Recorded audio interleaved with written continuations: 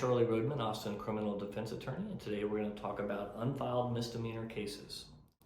So, what does it mean when a case is unfiled? That means that the official charging instrument, the documents necessary to charge you with a crime, have not been filed by the prosecutor.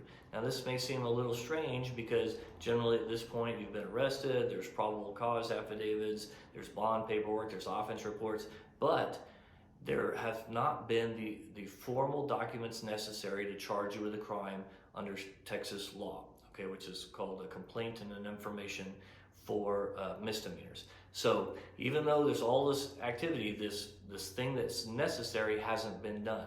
And while that hasn't been done, there's not much the prosecutor is willing to talk with us about. So basically you're in a holding pattern until that's done. Now, if it goes fast, it could be done in 3 months. If it goes slow, it could be 8 months. In some counties, I've seen it take longer than a year. We can't control how fast the prosecutor's office files this document, so we just have to wait. And generally, the judge has to wait too. So there's just generally court dates until that's done.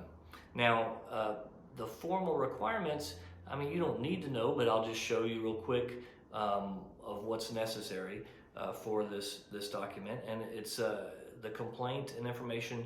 They have to be in writing. It has to begin with in the name and by the authority of the state of Texas. It has to state the name of the defendant, what they're accused of, the date, and have a signature, and then conclude with against the peace and dignity of the state. So it's this very formal document.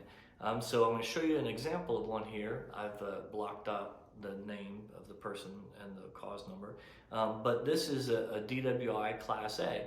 But you'll see the first part, it says in the name and by the authority of the state of Texas, but it says the defendant's name, which I've blacked out, but then on or about the 25th day of March 2022, did then and there operate a motor vehicle in a public place in Travis County while intoxicated. Okay, so that's the elements necessary for a Class B DWI.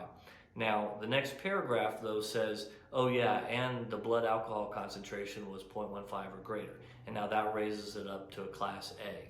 Now, the prosecutors have to formally file this document before the case really begins and they're able to start working on it with us. All right, I hope that helps you understand, for one, why things take so long. We are waiting for the prosecutors to do this document.